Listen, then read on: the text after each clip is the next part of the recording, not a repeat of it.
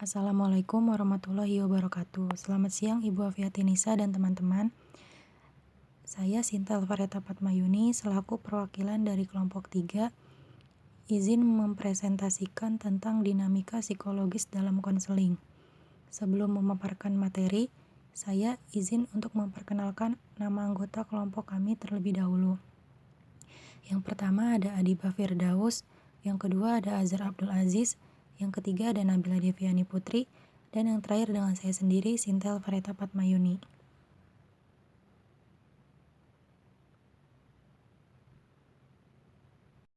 Sebelum berlanjut ke materi yang akan kita bahas, di sini saya akan memaparkan tentang topik-topik bahasan yang akan kita bahas. Di sini kita akan membahas tentang kemampuan kognisi klien dan konselor, kondisi emosional klien dan konselor, motivasi klien dan konselor, dan komunikasi antara klien dan konselor. Apa sih dinamika psikologis itu? Dinamika psikologis adalah suatu proses yang terjadi dalam diri individu, mencakup sikap, persepsi, emosi, dan perilaku yang mempengaruhi mental atau psikisnya dalam menyesuaikan diri dengan keadaan dan perubahan, serta menghadapi dan menyelesaikan konflik sehari-hari dalam pikiran, perasaan, maupun perbuatan.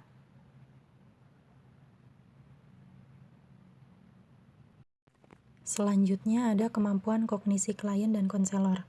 Kognisi merupakan bagian intelek yang merujuk pada penerimaan, penafsiran, pemikiran, pengingatan, penghayalan atau penciptaan, pengambilan keputusan dan penalaran.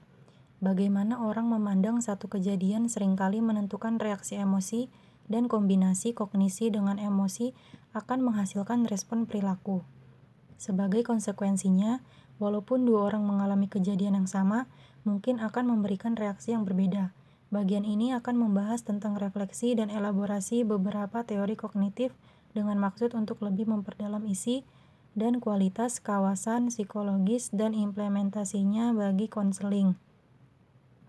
Yaitu terdapat asumsi-asumsi yang salah, perkembangan, dan terdapat beberapa pertimbangan bagi konselor. Yang berikutnya ada kondisi emosional klien dan konselor. Emosi merupakan warahan efektif yang menyertai setiap perilaku individu yang berupa perasaan-perasaan tertentu yang dialami pada saat menghadapi situasi tertentu. Kata emosi berasal dari bahasa Latin yaitu emovere yang artinya bergerak keluar. Maksud setiap emosi adalah untuk menggerakkan individu menuju rasa aman dan pemenuhan kebutuhannya, serta menghindari sesuatu yang merugikan dan menghambat pemenuhan kebutuhan. Apabila emosi berfungsi secara sempurna, maka sesuai dengan maksudnya, emosi akan menimbulkan gerakan dan arahan. Misalnya, apabila seorang laki-laki marah kepada istrinya, maka terjadi tindakan atau gerakan terhadap istrinya. Bila dijabarkan, ada 4 kemungkinan proses emosi yang terjadi pada diri individu, yaitu yang pertama, orang dapat menekan emosi sehingga tidak ada gerakan dan arah tindakannya. Yang kedua, orang tidak memiliki kemampuan memadai untuk mengendalikan gerakan dan arah tindakan. Yang ketiga, orang digerakkan oleh emosi tetapi tidak memiliki arah. Yang keempat, orang digerakkan oleh emosi tetapi dengan arah yang salah. Berikutnya ada 4 tahapan dalam proses pengkhususan emosi, yaitu yang pertama, emosi spesifik yang menimbulkan perasaan-perasaan generik. Konselor membantu menemukan arah tindakan. Selanjutnya, konselor membantu menemukan alasan terhadap emosi spesifik. Dan yang terakhir, konselor membantu klien dalam menangani emosi spesifik secara konstruktif. Motivasi klien dan konselor. Motivasi adalah perubahan energik dalam kepribadian individu yang ditandai dengan munculnya emosi atau perasaan dan reaksi untuk mencapai tujuan. Motivasi sangat penting dalam proses belajar karena orang yang tidak termotivasi untuk belajar akan kesulitan melakukan kegiatan belajar. Sebagaimana telah dikemukakan dalam bagian terdahulu bahwa dalam lingkup kegiatan konseling, konselor memegang peranan yang amat penting dan strategis. Kelancaran proses seluruh kegiatan konseling sepenuhnya berada dalam tanggung jawab konselor dalam keseluruhan kegiatan konseling. Konselor harus mampu menciptakan situasi agar klien termotivasi untuk memanfaatkan konseling sebagai satu upaya dalam menghadapi masalahnya. Upaya guru bimbingan dan konseling untuk memotivasi peserta didik Melihat banyaknya masalah dan kesulitan belajar siswa yang dikarenakan kurangnya motivasi, di sini kami mengulas upaya guru bimbingan dan konseling dalam memotivasi siswa.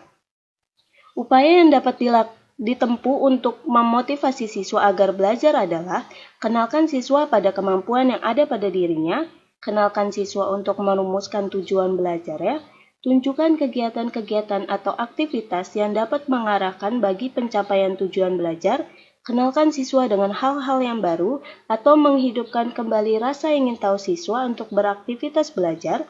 Buatlah variasi-variasi terhadap kegiatan-kegiatan yang dilakukan oleh siswa, adanya evaluasi terhadap kegiatan-kegiatan yang dilakukan oleh siswa, beri umpan balik terhadap tugas-tugas yang diberikan dan evaluasi yang telah dilakukan. Maka untuk penyempurnaan upaya-upaya di atas, guru bimbingan dan konseling memberikan arahan pada guru wali kelas dan guru bidang studi guna tercapainya tujuan belajar yang dilandasi oleh motivasi belajar siswa yang cukup. Komunikasi antara klien dan konselor. Komunikasi konseling adalah penyampaian pesan, ide, atau informasi antara konselor dengan klien selama proses pemberian bantuan berlangsung, yang berdampak pada perubahan tingkah laku dari keduanya. Pemberian umpan balik merupakan metode yang sangat ampuh untuk meningkatkan mutu komunikasi. Seseorang pengirim biasanya ingin tahu bagaimana pesan yang dikirimkannya itu akhirnya ditangkap. Biasanya ia akan mencari tanda-tanda yang bentuknya bisa beraneka ragam. Mungkin berupa tanggapan verbal sebagaimana terjadi bila penerima memberikan jawaban. Mungkin juga berupa tanggapan nonverbal seperti pelaksanaan isi pesan, anggukan kepala, ekspresi wajah yang menunjukkan bahwa penerima memahami isi pesan atau tidak memahaminya, menerima, mempertanyakan, atau bahkan menolak pesan yang disampaikan. Komunikasi yang efektif terjadi apabila pesan dapat diterima, dimengerti, dan dipahami sebagaimana yang dimaksud oleh penerimanya.